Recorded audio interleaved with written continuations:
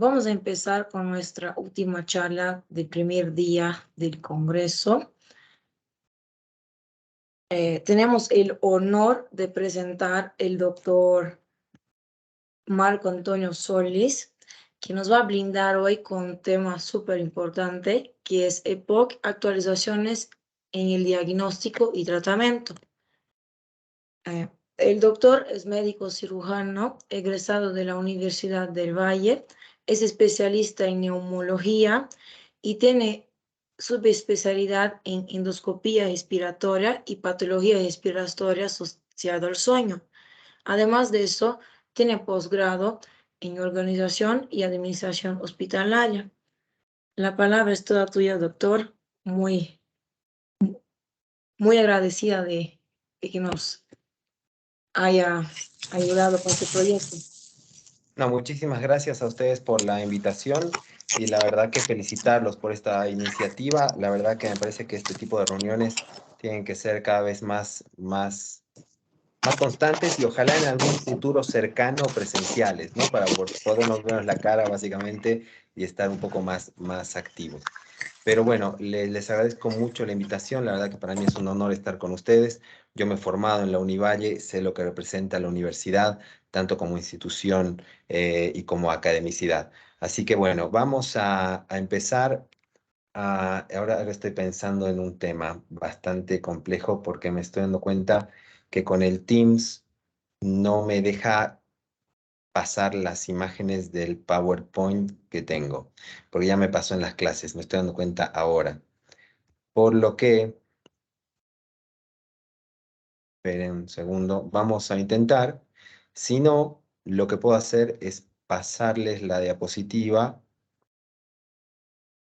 y ver. Bueno, ahí se ve la presentación. Sí, doctor. Ahora lo que voy a hacer es pasar las diapositivas para ver si pasan, porque no me las pasaban. Con el Teams tuve ese problema cuando empecé a dar las clases. Ahí pasó esa diapositiva.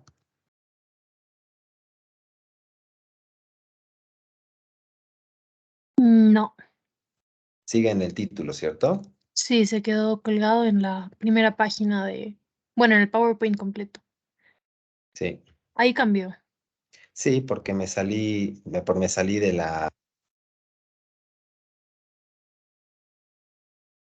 Lo que podríamos hacer quizás, doctor, es que lo coloque en modo lectura, en ese. Igual se ve grande y se ve mucho mejor que en el chiquitito. Doctor, disculpe, se le silenció el micrófono.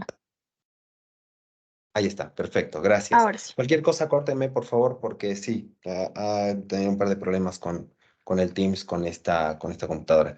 Bueno, vamos a tratar de hablar un poco en estos 30, 40 minutos sobre EPOC y un poco sobre la actualización en realidad que se está llevando ahora con la patología obstructiva pulmonar, que tiene una alta incidencia y una altísima prevalencia en el mundo. La EPOC no es una enfermedad en la que los pacientes son iguales. Esto ya se fue viendo en muchos trabajos y en los años 60 se hablaba de que hay diferentes tipos de pacientes EPOC y no todos se expresan de la misma manera. Por lo tanto, no todos necesitan el mismo tratamiento. Así tenemos pacientes en los que tenemos que ir diferenciando si realmente hay algún grado de patología pulmonar por el tabaquismo, como en un tipo de 75 años que fumó por mucho tiempo en su vida, que aparte tiene múltiples comorbilidades y que tal vez sus internaciones sean por EPOC exacerbado o por infecciones, como por neumonía. Pero también está el grupo de pacientes jóvenes en los que son tabaquistas, que tienen antecedentes de hiperreactividad bronquial y que tal vez su internación no sea por una época exacerbado, pero sino por cuadros de exacerbación de asma. Entonces, la EPOC mata. La EPOC mata es una enfermedad que aumenta la mortalidad de nuestros pacientes y que hoy por hoy, la verdad que se han visto que hay múltiples guías de seguimiento. Está avanzando, ¿no? Las diapositivas están avanzando. Sí, doctor. Bárbaro, gracias. Hay múltiples guías que se van utilizando en diferentes poblaciones, pero no hay que olvidarse que la EPOC es la cuarta causa del mundo, cuarta causa de muerte en el mundo, la tercera en el 2020, y que conforme van avanzando los años, está aumentando esta incidencia en su mortalidad. Siempre hay un día para recordar la patología en sí y saber y un poco alentar a nuestra población que deje de fumar, porque aparte de generar daño pulmonar, todos sabemos que genera patología neoplásica, pero también aumenta la incidencia de infarto agudo de miocardio, aumenta la incidencia de infecciones pulmonares y de accidentes cerebrovasculares. Entonces, la EPOC, para empezar a definirla, es una enfermedad prevenible, tratable, que genera una obstrucción al flujo aéreo progresivo. Esto es muy importante, o sea, es una obstrucción bronquial que no es fija, sino que es progresiva. Significa que avanza en los años y eso aumenta la mortalidad y empeora la calidad de vida de nuestros pacientes. Y que está asociado a una respuesta inflamatoria, pero que el gran problema es que esa respuesta inflamatoria no es solamente a nivel bronquial, sino es una respuesta inflamatoria sistémica. Se caracteriza por síntomas respiratorios como limitación al flujo aéreo, anomalías en la vía respiratoria y que está muy asociada a exposición de gases tóxicos, de los cuales el más importante es el tabaquismo. El 90 a 95% de los pacientes que tienen EPOC está causada por el tabaquismo. El resto, el 5% restante, puede estar asociada a exposición laboral, a contaminantes ambientales. Hoy por hoy se ha visto que la contaminación ambiental es una causa de EPOC. La contaminación ambiental que se da en algunas poblaciones que están en contacto con humo de leña y carbón también genera EPOC. Las infecciones a repetición, como las neumonías a repetición, las bronquiolitis que pueden dar en los niños y la tuberculosis, son causas también de EPOC. Y una muy importante que está asociada a factores genéticos, que es el déficit de alfa-1 antitripsina. Es una patología muy particular que genera bullas enfisematosas con destrucción del parénquima y también EPOC por definición espirométrica y clínica. ¿Y qué es lo que pasa con el paciente EPOC? El paciente EPOC, como bien se ve en este cuadro, tiene una progresión con respecto a síntomas directamente asociada a su deterioro funcional medido por espirometría. O sea, los pacientes que tienen menos FB1 van a tener más síntomas. ¿Y qué es lo que tenemos EPOC? Tenemos enfisema, tenemos bronquitis crónica, tenemos ambos, está asociado al asma. En realidad esto es muy importante porque la fisiopatología de la enfermedad nos habla de que genera tanto enfisema como bronquitis crónica.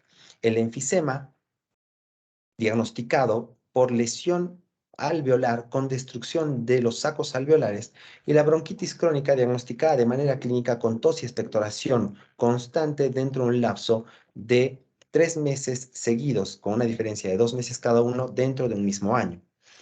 Pero los pacientes EPOC presentan ambas fisiopatologías. Si bien a veces expresan más una que de otra, presentan ambas.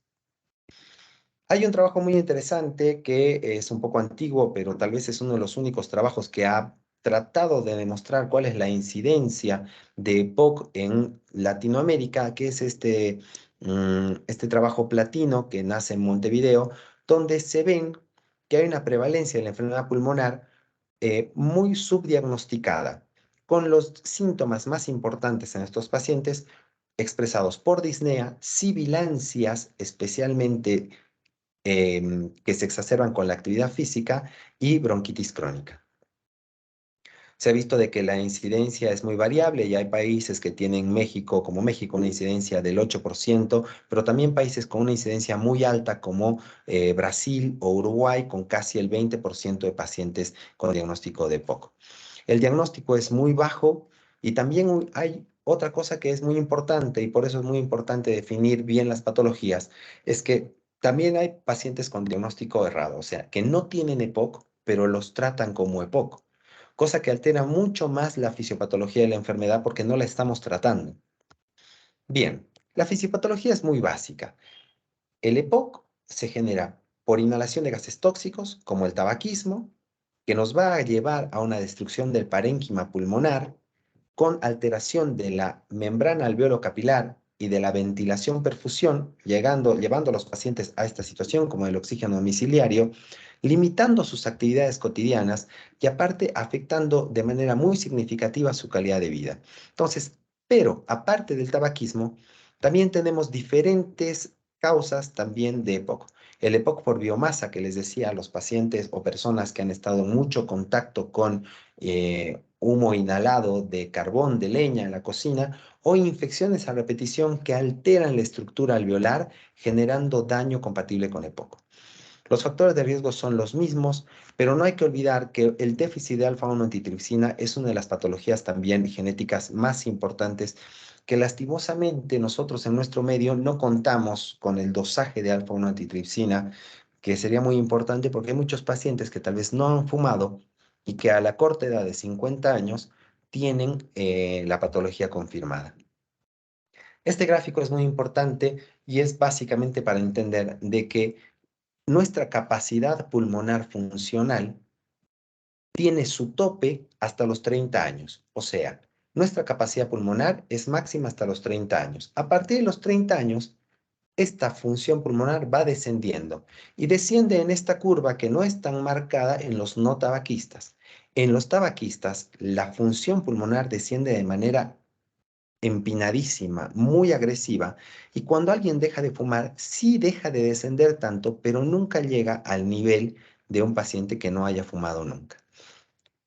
La fisiopatología no solo compromete el daño alveolar, sino también el epitelio bronquial, con quimiotaxis de macrófagos neutrófilos y lesión a través de proteínáceas, destruyendo la pared alveolar, generando hipersecreción bronquial y broncoconstricción. De esta manera, con hipersecreción bronquial y disminución del calibre bronquial con destrucción alveolar, conlleva una hipoxemia persistente severa. Y esta hipoxemia persistente severa empieza a generar daño sistémico inflamatorio y especialmente daño cardíaco derecho, con insuficiencia ventricular derecha, hipertensión pulmonar. Entonces, este desbalance entre proteasas y antiproteasas alteran el parénquima pulmonar generando hipoxemia, inflamación sistémica y daño de otros órganos como el corazón. El mecanismo, en base a la función, se ve una disminución marcada del FB1, enfisema con alteración del intercambio gaseoso y por la vasoconstricción hipóxica que se genera por la hipoxemia persistente en estos pacientes, hipertensión pulmonar. Ahora, el diagnóstico se basa en dos pilares, clínico y funcional. Clínico conforme a lo que decíamos, clínico conforme a lo que decíamos con respecto a los síntomas. Tos, falta de aire, expectoración, y funcionales, que es cuando llegamos a pedir estudios de función pulmonar. La clínica, asociada a antecedentes de factores de riesgo como tabaquismo o contacto inhalatorio con biomasa, genera esta triada de tos, disnea y expectoración. La tos puede ser crónica, puede ser persistente.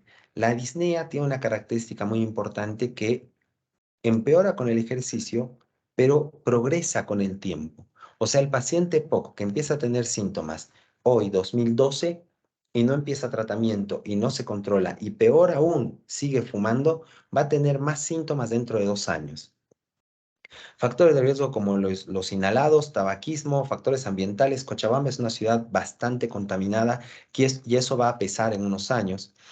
Y el diagnóstico, dentro de todos estos, de los que podemos pedir, el más importante posiblemente es la espirometría.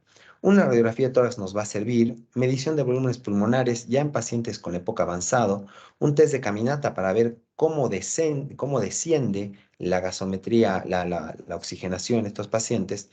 Una inmunoglobulina E tal vez no es tan necesaria en los pacientes EPOC, pero puede ayudarnos a hacer un diagnóstico diferencial con patologías alérgicas y tal vez asmáticas. Entonces, ¿qué pedimos? Pedimos una espirometría, porque el diagnóstico de EPOC básicamente es con espirometría. Y en una espirometría, ¿qué es lo que vamos a ver? Un trazado normal, que es un paciente no EPOC, o sea, un paciente con capacidad pulmonar normal, y un paciente con patología obstructiva, con EPOC, con esta curvatura, con esta concavidad en la curva expiratoria, que nos habla de obstrucción bronquial, con un FB1 claramente de un paciente que llega a 4 litros versus uno que ni siquiera llega a 2 litros, con un patrón obstructivo claro. La gravedad está medida con respecto al FB1. Estas son guías esto es lo que ha evolucionado en EPOC. Antes se hablaba de que la gravedad de la enfermedad solamente se basaba por espirometría. En las siguientes imágenes les voy a ir explicando cómo esto ha evolucionado y cómo la gravedad del EPOC ya no es solamente por espirometría, sino se toman en cuenta datos como síntomas, calidad de vida y algunos scores que nos ayudan a definir la enfermedad. Existen siempre algunos criterios porque hasta acá podemos diagnosticar de POC normalmente desde medicina general o medicina familiar o medicina interna, pero siempre hay algunos criterios que nos hacen pensar que tienen que ser evaluados por estos pacientes por un especialista. Los pacientes EPOC catalogados como moderados o severos, pacientes EPOC que tienen progresión funcional muy severa, pacientes EPOC que han estado con internaciones en terapia intensiva. Esos son pacientes que necesitan una valoración por un especialista. En la radiografía de tórax es muy importante determinar signos de hiperinsuflación pulmonar, ¿no?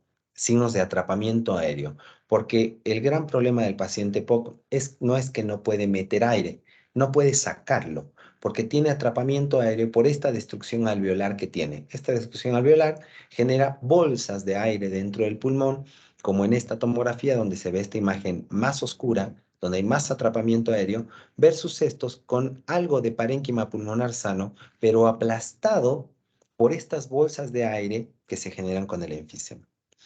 Entonces, las guías GOLD, que básicamente son la Biblia para el neumólogo y para los que nos dedicamos a EPOC, empieza a evolucionar en sus métodos diagnósticos y toma en cuenta algunos valores como la calidad de vida con cuestionarios como el COPD Assessment Test, que es para ver la calidad de vida de estos pacientes, la escala de disnea, el grado de obstrucción por espirometría y también habla de la historia de exacerbaciones.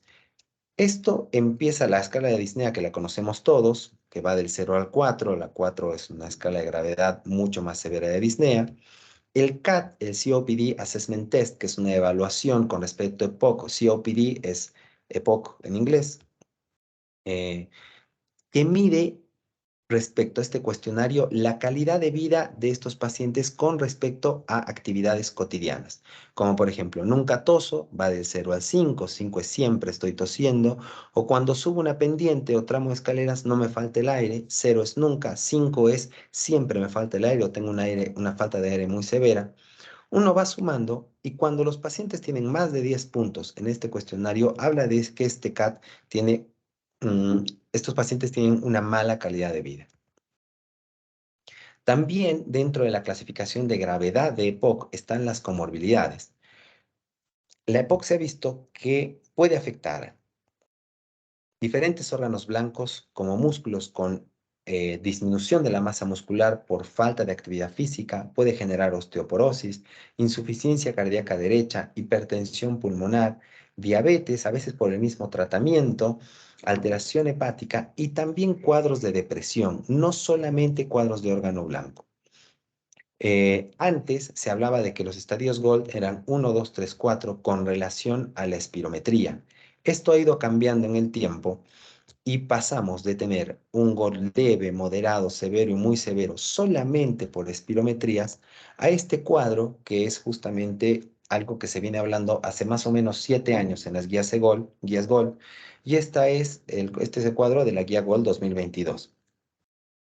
Donde aparte de tener la gravedad por espirometría con respecto al FB1, no con respecto a la relación de difenó, no el FB1 sobre FBC, sino con respecto al FB1, donde teníamos un GOL 1 con un FB1 más del 80%, GOL 2 del 50 al 79, GOL 3 del 30 al 49 o GOL 4 con menos del 30, sino a gravedad con respecto a grupos, a clústeres de poblaciones de pacientes.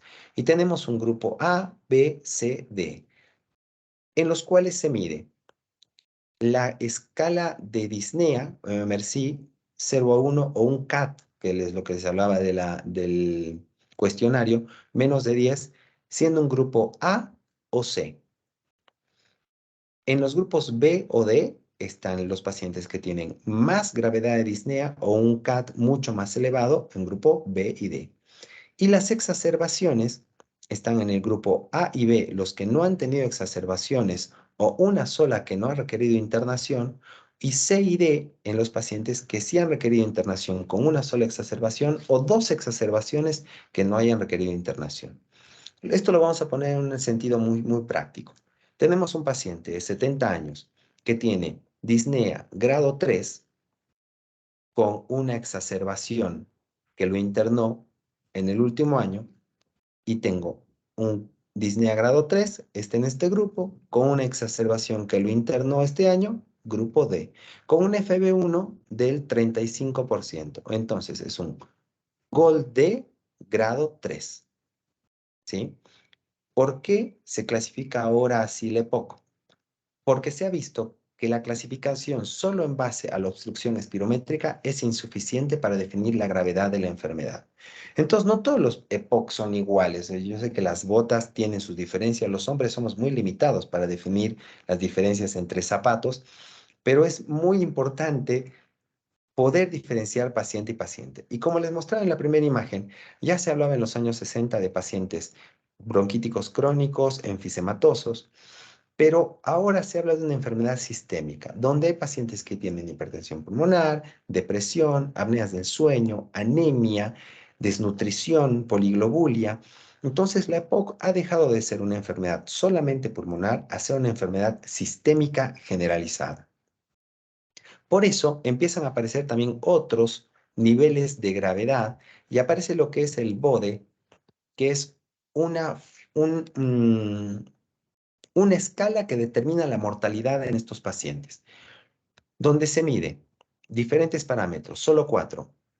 BODE es de Body Mass Index, O de obstrucción, D de disnea y E de ejercicio. Entonces, el FB1 es la obstrucción, una obstrucción de menos del 35% según el FB1 ya es un grado 3. El ejercicio está medido por un test de marcha, acá están los metros que los pacientes pueden caminar. La escala de disnea, como les decía, 0, 1, 2, 3 o 4. Y el Body Mass Index, que los pacientes, como ven acá, con menos de 21 de Body Mass Index, o sea, los que tienen más desnutrición, tienen peor pronóstico. Y los que tienen un peor pronóstico, se habla de que el percentilo 4, que llega a tener la mayor cantidad de puntos, tiene una mortalidad de hasta el 80% en 52 meses. O sea, en 5 años, el 80% de los pacientes que tienen un BODE alto se van a morir. O sea que es muy importante determinar la gravedad en estos pacientes. El BODEX es un agregado con respecto a las exacerbaciones, que como les decía, las exacerbaciones graves son una internación por año o 2 exacerbaciones por año sin internación. Y eso también habla de mayor mortalidad con mayores exacerbaciones. La GCPOC es otra guía también muy interesante, donde también habla de los pacientes que tienen enfisema, bronquitis crónica, une lo que es EPOC asma, porque el 20% de los asmáticos fuman, a pesar de tener síntomas, lo hacen, y esos pacientes tienen mayor posibilidad de tener EPOC. En este trabajo habla de que las exacerbaciones son más frecuentes en los pacientes con EPOC más severo, tienen exacerbaciones más frecuentes y más severas. O sea que uno de los parámetros más importantes dentro de los pacientes EPOC son las exacerbaciones. Los exacerbadores frecuentes están mucho más relacionados con reflujo gastroesofágico, leucocitosis y mucha peor calidad de vida. Y el factor predictivo más importante de exacerbaciones es que el paciente haya tenido exacerbaciones previas. Este es otro algoritmo que también habla con respecto a las exacerbaciones y a la unión entre el BODE y el BODEX. En la GCPOC no vamos a entrar mucho en profundidad porque básicamente habla lo mismo que la GINA, tal vez echa más mano o utiliza mucho más lo que son las escalas del BODE, del BODEX, y habla mucho más de la interposición entre lo que es EPOC y asma. Vamos a ir hablando de lo que es tratamiento, ya entrando a los últimos 10 minutos. A ver, con respecto al tratamiento, la EPOC, como ven hasta acá, queda muy claro que no es solamente una enfermedad pulmonar. sino que genera mucho compromiso sistémico, muscular, psiquiátrico, cardíaco. Entonces, más allá del tratamiento farmacológico, el primer paso para el tratamiento, si es que el paciente sigue fumando, es dejar de fumar. El dejar de fumar es la única medida, junto con el oxígeno domiciliario en pacientes que lo requieren, que ha disminuido la mortalidad en los pacientes EPOC. Lo que hace el tratamiento farmacológico es disminuir las exacerbaciones, mejorar la calidad de vida, disminuir la secreción, pero no ha mejorado la mortalidad. Lo único que ha mejorado la mortalidad en estos pacientes, repito, porque es muy importante, es la cesación tabáquica y la administración de oxígeno en pacientes que tienen indicación de oxígeno domiciliario, no en todos. La rehabilitación pulmonar también está ayudando mucho y hay algunos trabajos que ya hablan de mejorar la sobrevida. Y hay algunas alternativas quirúrgicas y broncoscópicas también muy novedosas que se las voy a contar al final. Las otras son, hay que hablar de la nutrición en estos pacientes, consideraciones durante el sueño y algunas cosas durante los viajes. Por ejemplo, un paciente POC que necesita oxígeno, ya cuando un EPOC muy avanzado, a veces necesitan soporte de oxígeno en un viaje prolongado, por ejemplo, en un avión, porque la presurización del avión disminuye la fracción inspirada de oxígeno y estos pacientes, algunos necesitan oxígeno. Como les decía, primero, dejar de fumar. Para dejar de fumar hay medidas generales, el consejo médico es muy importante, hay que empezar a utilizar reemplazos nicotínicos como parches, chicles, y algo con lo que se cuenta acá en Bolivia es con el bupropión, es un antidepresivo tricíclico que ayuda para la cesación tabáquica. Este es otra vez el cuadro que les comentaba sobre el descenso del FB1 en pacientes tabaquistas y qué es lo que podemos lograr cuando deja de fumar. Esa curva no desciende de manera tan significativa. Como les decía, ningún tratamiento farmacológico ha demostrado que disminuye la mortalidad, pero alivian los síntomas, aumentan la tolerancia al ejercicio y mejora el estado de salud. Estos tres que los tengo acá, ahí los paso rápido para que los vean, son, no vamos a profundizar uno por uno, pero son los diferentes niveles de tratamiento broncodilatador en EPOC. Y vamos a ir simplemente demostrando los más importantes. Los beta agonistas de acción rápida, el más conocido, lo podríamos decir todos, es el salbutamol. Muy efectivo, broncodilatador que dura 6 horas como máximo, se activa a los 20 minutos, pero no desinflama la vía aérea ni tiene un efecto prolongado. Los beta-agonistas de acción rápida, los que tenemos acá en Cochabamba, en Bolivia, son el formoterol y el salmeterol. Pero algo que se está utilizando mucho afuera es el indacaterol, porque aparte tiene un efecto de 24 horas, cosa que es muy importante, porque el paciente tiene más adherencia porque tiene que hacer solamente un broncodilatador por día. Los anticolinérgicos de acción rápida, el que tenemos acá es el bromuro de pratropio, pero también tenemos el bromuro de tiotropio como anticolinérgico de acción prolongada. Es muy importante porque también dura 24 horas y algunos tratamientos que empiezan a utilizarse en el mercado internacional son el umeclidinium y el glicopirronium, que también son muy efectivos. La combinación de fenoterol hipertropio y salbutamol hipertropio es efectivo, pero en crisis, no de mantenimiento.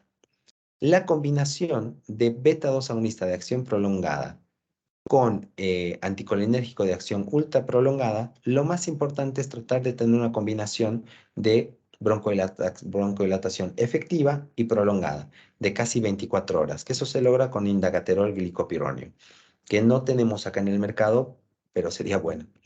Las metilxantinas, la teofilina, que ya se ha dejado de utilizar porque tiene muchos efectos cardiológicos, y esta es una combinación muy importante. Beta-agonista de acción prolongado con corticoide inhalado. ¿Por qué es tan importante esto? Porque hay algunas indicaciones precisas de cuándo utilizar corticoide inhalado en estos pacientes. No es como en el asma, que hay que dar sí o sí corticoide inhalado en el paciente asmático. En el paciente EPOC solamente hay indicaciones precisas, que ahora las vamos a hablar. ¿Hola? Y hay algunos tratamientos, digamos, más novedosos, como los inhibidores de la fosfodiesterasa 4, como el roflumilast, que se ha empezado a utilizar y hace unos años tal vez no ha tenido el efecto esperado, es por vía oral, tiene algunos efectos gastrointestinales bastante molestos, entonces no se usa tanto. Esto es lo que es importante. ¿A quiénes dar el combinado de corticoides inhalados con beta-agonistas de acción prolongada? Solo a los pacientes que tienen más de 2 exacerbaciones por año, internaciones por EPOC, eosinofilia de más de 300 células por microlitro en un hemograma común y en pacientes que tienen antecedentes o combinación con asma. En los demás pacientes que tienen riesgo de neumonía o no tienen eosinofilia, no está indicada, está más bien contraindicada porque existe el riesgo de generar neumonías en estos pacientes. Entonces, solamente a este grupo de pacientes se ven beneficiados de corticoides inhalados. Con respecto al fenotipo del paciente EPOC, la combinación de los tratamientos generalmente van de leve a moderado a grave y muy grave, y uno empieza siempre con beta-2 agonistas de acción rápida, como salbutamol, o combinación de salbutamol con anticolinérgicos rápidos, salbutamol más bromuro y pratropio. Entre los moderados y severos, y en los fenotipos no cambia mucho eso el tratamiento, y empieza a utilizarse la combinación de acción prolongada, beta-2 agonistas de acción prolongada con anticolinérgicos de acción prolongada. Ya en los graves, porque tengamos en cuenta que son pacientes que ya tienen exacerbaciones, se puede agregar corticoides inhalados. Esta es una escala muy parecida, donde ya se empiezan a agregar corticoides inhalados en la escala de pacientes con EPOC severo. Y lo que sí es muy claro es que todo paciente con diagnóstico de EPOC, por más que sea leve y no tenga muchos síntomas, tiene que empezar a utilizar tratamientos, porque lo que tenemos que evitar son las exacerbaciones. Los broncodilatadores tienen los efectos mucho más importantes de generar broncodilatación prolongada, disminuyen la hiperinsuflación pulmonar, lo que les decía, estas bolsas de aire se van desinflando, hay mejor transporte mucociliar, hay protección de la mucosa, disminuye la obstrucción en la espirometría y mejora la calidad de vida. Los anticolinérgicos disminuyen la disnea, disminuyen la secreción bronquial, eso es muy importante, y disminuyen las exacerbaciones. La teofilina, como les decía, es efectiva, pero tiene alta toxicidad, así que se ha dejado de utilizar. Los corticoides inhalados, volvemos a lo mismo, pacientes con exacerbaciones o que tengan una espirometría con mucha obstrucción o respuesta a broncodilatadores, y estamos hablando de pacientes con EPOC asma. Los esteroides inhalados sirven para mejorar el FeV1 y disminuyen las exacerbaciones también en algunos pacientes. La oxigenoterapia es muy importante porque solamente hay un grupo de pacientes a los que se les puede indicar oxígeno domiciliario. Y esos son los pacientes que tienen una porgasometría arterial, o sea, hay que sacarle gases arteriales, y una presión arterial de oxígeno menor a 55 o de 55 a 60, pero con cor pulmonar, policitemia y poliglobulia, esos sí tienen indicación de oxígeno domiciliario. Y el oxígeno domiciliario se da mínimo 16 horas por día, si no, no es efectivo, no es solamente usarlo cuando quiera el paciente. Y lo que sí está discutido es oxígeno en ejercicio y oxígeno en el sueño, porque hay pacientes que tienen hipoxemia durante la noche y esos pacientes también se pueden ver beneficiados eh, de suplemento con oxígeno. Otros tratamientos son las vacunas, son necesarias en estos pacientes. La vacuna antigripal disminuye la incidencia de exacerbaciones, es una vez por año, y del neumococo también es muy importante, a veces no solo en pacientes con diagnóstico de EPOC, sino en pacientes que ya son tabaquistas, ellos se benefician de la vacuna. La rehabilitación respiratoria son ejercicios en lugares especializados con soporte de oxígeno y con control kinesiológico para mejorar la tolerancia al ejercicio en estos pacientes, y se está viendo que puede tener un efecto sobre la sobrevida en estos pacientes también. Y para terminar, la cirugía de reducción de volumen consiste en los pacientes que tienen demasiado enfisema, se puede reducir ese volumen atrapado resecando ese enfisema por cirugía abierta de tórax, haciendo que parénquima pulmonar sano se expanda y pueda ventilar mejor. O sea que eso sirve. Y también se hace esto por vía endoscópica. Se colocan válvulas dentro de los bronquios, haciendo que estas áreas hiperinsufladas con severo enfisema se desinflen, por así decirlo, generando expansión pulmonar adecuada del parénquima pulmonar sano o medianamente sano para mejorar la ventilación perfusión en estos pacientes. Entonces, para ir concluyendo, las conclusiones con EPOC es que es una enfermedad que tiene alta morbimortalidad, que está creciendo en el mundo, que el tabaquismo y la contaminación son uno de los factores más importantes para que esto pase. Es una enfermedad heterogénea, no solamente en el organismo del paciente, que puede afectar diferentes órganos, como enfermedad sistémica, sino también paciente a paciente. Hay pacientes EPOC que son obesos, que tienen poliglobulia y que tienen apneas del sueño, como hay pacientes EPOC que están desnutridos, adelgazados y que tienen inmunosupresión por diabetes. Entonces son pacientes que son muy diferentes. No solamente hay que tratar la gravedad por pacientes con el FB1, sino tomar en cuenta las escalas como el CAT, la escala de disnea y las exacerbaciones. Y el fenotipo importante para EPOC, el más importante, son los exacerbadores. Paciente exacerbador frecuente con EPOC es un paciente que seguramente le va a ir mal con su enfermedad y va a tener un descenso mucho más progresivo de su FB1. Bueno, muchísimas gracias por su tiempo. Quedo presto a las preguntas.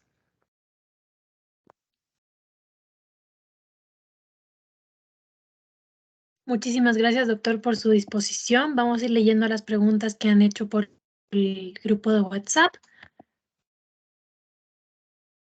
Paul pregunta, ¿qué es una exacerbación? Exacerbación es un cambio en la clínica del paciente que nos obliga a un cambio en su tratamiento. O sea, no solamente está con broncohilatadores, sino que hay que agregar o corticoides sistémicos para la inflamación y muy posiblemente antibióticos, porque el 60% de los pacientes con EPOC tienen exacerbaciones causadas por infección bacteriana. Entonces, definición se define como un cambio en el trayecto de su tratamiento que puede llevarlo a la internación o que mínimamente necesita una atención de urgencia. Muchas gracias, doctor. Ana Belén Quispe nos tiene dos preguntas. Primero, en la abstinencia del tabaquismo tengo entendido que existe un periodo de recaída. ¿Cuánto tiempo debe pasar para que ya no encontrarse en ese periodo de recaída? 6 meses. Al paciente se lo define como ex tabaquista cuando deja de fumar 6 meses. Después de esos 6 meses, a ver, puede volver a fumar. O sea, si el tipo después de un año de haber dejado de fumar agarra un pucho otra vez y se lo fuma, bueno, es una recaída. Pero se dice que por definición un paciente es ex tabaquista si deja de fumar 6 meses. En ese lapso, la posibilidad de recaída llega casi al 50%, o sea, es alta. Pero con el tratamiento farmacológico, reemplazo nicotínico y medidas conductuales, porque tabaquismo es una cosa muy aparte también, uno evalúa los niveles de Prochaska con el sentido de a ver en qué nivel de aceptabilidad de dejar de fumar está el paciente. Pero si uno utiliza todas estas herramientas, pasaron 6 meses y en teoría ya es ex tabaquista. Muchas gracias, doctor. La otra pregunta de Ana Quispe es, ¿en qué casos puede ocurrir el EPOC si nunca se consumió un cigarrillo? El 5 a 10% restante de no tabaquistas son contaminación ambiental, EPOC por biomasa, que es el contacto con humo inhalado de leña, de humo de carbón, déficit de alfa-1 antitripsina, y lo otro son infecciones a repetición. Por ejemplo, bronquiolitis repetitivas en los niños a veces genera lo que es EPOC del adolescente, que es una patología muy aparte, pero estas infecciones pueden generar daño, tanto tipo bronquítico crónico como enfisematoso. Muchas gracias, doctor. Marisabel nos dice, doctor, buenas tardes, gracias por su excelente ponencia. Mi pregunta, un paciente con antecedentes de tuberculosis, en la actualidad por motivos de trabajo tiende a consumir bebidas alcohólicas y cafeína, sobre todo fumar. Esto a la larga tiene como resultado dolores según el paciente en pulmones, mialgia y articular. Sería bueno que esté consumiendo prednisona sin previa consulta médica y qué atenciones debería tomar. Muchas gracias.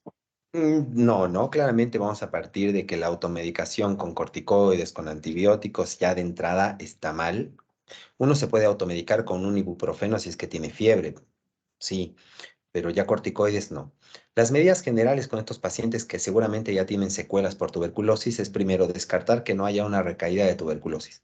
pedir vaciloscopías, pedir una tomografía para ver cuál es el daño estructural que tiene, una espirometría para ver el daño funcional, porque una cosa es el daño estructural y otra cosa es el daño funcional.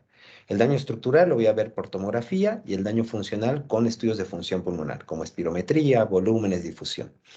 Y después de eso, determinar realmente cuánto es la gravedad de obstrucción bronquial para ver en qué nivel, como veíamos en los escalones, en qué nivel lo voy a poner al paciente para empezarle tratamiento. Muchas gracias, doctor. Aquí nos preguntan, ¿cuáles serían los criterios diagnósticos para una interconsulta con neumología? A ver, el paciente con diagnóstico reciente de POC tiene que ir a un neumólogo, porque tenemos que ir definiendo cuánto es la gravedad de la enfermedad. Ya después de haber estabilizado la enfermedad, sí, tal vez uno ahí ya puede seguirse por medicina general o medicina interna. Pero todo paciente POC, por lo menos una vez, debe pasar por un especialista.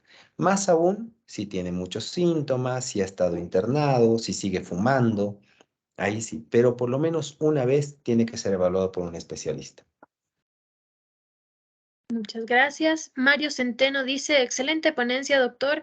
¿Cómo definimos un patrón obstructivo en la espirometría?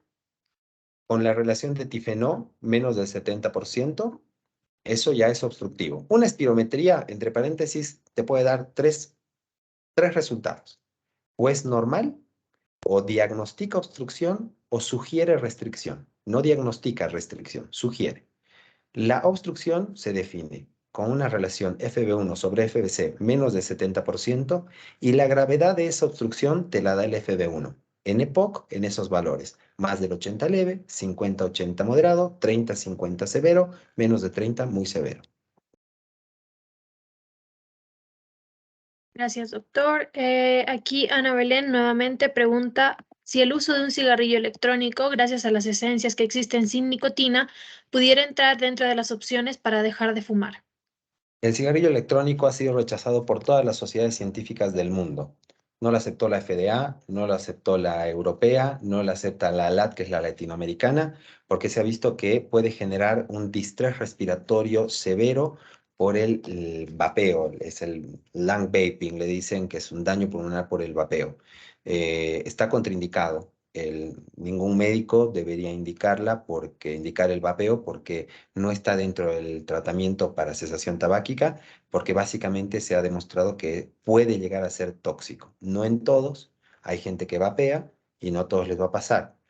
Pero cuando te pasa y a tus 35 años estás intubado en terapia intensiva por fumarte un vapeo de canela, no la pasas muy bien. Entonces, la verdad que, y las sociedades científicas han demostrado que es tóxico y ninguna sociedad científica seria la ha avalado. Perfecto, doctor. Tenemos 3 preguntitas más. O 2 preguntitas más. Bueno, dice Adriana Maldonado, ¿cuál es el tratamiento de primera línea para EPOC? Depende de la gravedad, ¿no? Los beta agonistas siempre van a estar porque hay que broncodilatar y el beta agonista, digamos, de inicio es el salbutamol y uno va aumentando conforme los síntomas. Los de depresión prolongada para pacientes que tienen un EPOC más severo y la combinación con anticolinérgicos es muy importante porque disminuyen la secreción y la combinación con corticoides inhalados solamente en esos grupos, ¿no? Con eosinófilos más de 300, exacerbadores frecuentes o que sean epocasma en esos. Pero depende de la gravedad para empezar a definir cuál es la primera línea de tratamiento. Muchas gracias, Doc. Y la última pregunta que tenemos dice, gracias por su tiempo, doctor, estuvo muy entretenido. ¿Cuáles son los indicadores de mal pronóstico de un paciente con EPOC? Primero, seguir fumando. Segundo, exacerbadores frecuentes. Esos son los que peor les va. Y tercero, descenso progresivo y marcado del FB1. Esos tienen mucha peor pronóstico. Muchísimas gracias, doctor. Esa era nuestra última pregunta. Damos por finalizada su ponencia. Agradecerle nuevamente por su disposición y por su tiempo para impartir su conocimiento ante nosotros. Espero podamos vernos en una próxima oportunidad y con eso damos finalizado el primer día del Congreso de Especialidades Médicas. Muchas gracias a todos los que han asistido. Nos vemos el día de mañana. Muchas gracias a ustedes por su tiempo y honrado por la invitación. Hasta luego, hasta otra oportunidad. Hasta luego, doctor. Muchas gracias.